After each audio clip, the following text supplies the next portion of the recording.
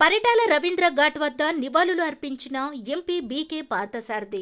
Telugu Desam party నాయకుడు, మాజీ మంత్రి, నిరంతరం పేద ప్రజల పక్షాన పోరాడి అసూలు బాసి వారి గుండె చప్పుడుగా నిలిచిపోయిన స్వర్గీయ పరిటాల రవీంద్ర వర్ధంతి సందర్భంగా వెంకటాపురంలోని ఆయన ఘాట్కు పూలమాలలు వేసి ఘన నివాళులు అర్పించిన హిందూపురం పార్లమెంట్ సభ్యులు బీకే పార్థసారథి.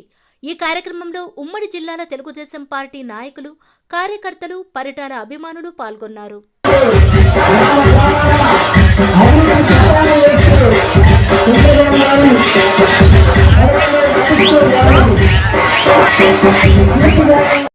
గారిని మాట్లాడండి, నిలబడతారా లేదా అని అడిగితే ఈ దుర్మార్గమైనటువంటి రాజకీయాలు నడుస్తున్నాయి, ఎవరో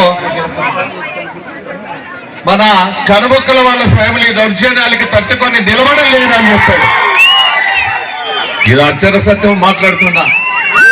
అయితే అలాంటి తరుణంలో పెనుగొండ నియోజకవర్గంలో పోటీ చేసే దమ్ము ఉన్నటువంటి వ్యక్తి కావాలి,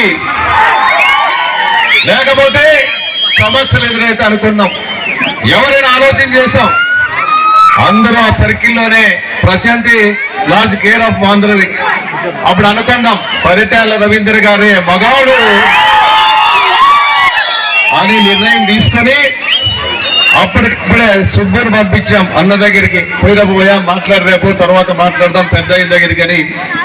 తర్వాత అన్నతో మాట్లాడడం, తర్వాత పెద్ద ఆయనతో మాట్లాడడం, పెద్ద ఆయన ఇన్వైట్ చేయడం, తర్వాత రాజకీయాలకు రావడం జరిగింది. రాజకీయాలకు వచ్చిన తర్వాత అనంతపురం జిల్లాని ఒంటి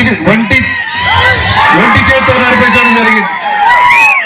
ఆ ఎన్నికల్లో తెలుగుదేశం పార్టీ ఘన విజయం సాధించడం జరిగింది.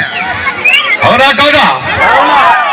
చాలా భయపడే వాళ్ళం. మేము కూడా ఉద్యమం నుండి రావాలంటే మేము పాగోడ వచ్చి వెంకటాపురం వచ్చి కళ్యాణదుర్గం ఎదురుగా వచ్చేవాళ్ళం. కారణం ఏమంటే చెన్నై కొత్తపల్లి గేట్ లో చాలా దౌర్జన్యాలు జరుగుతున్నటువంటి సందర్భం.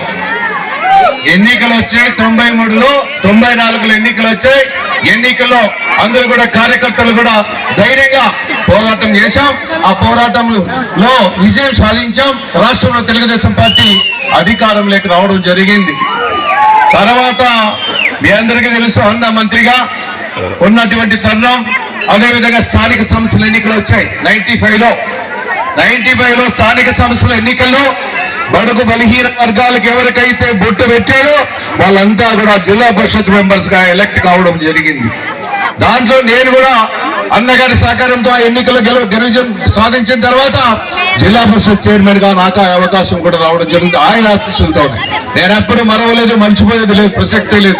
నాకు ఆ రోజు ఆశీస్సులు ఇచ్చాడు కాబట్టి ఆ కుటుంబానికి కూడా ఎప్పుడు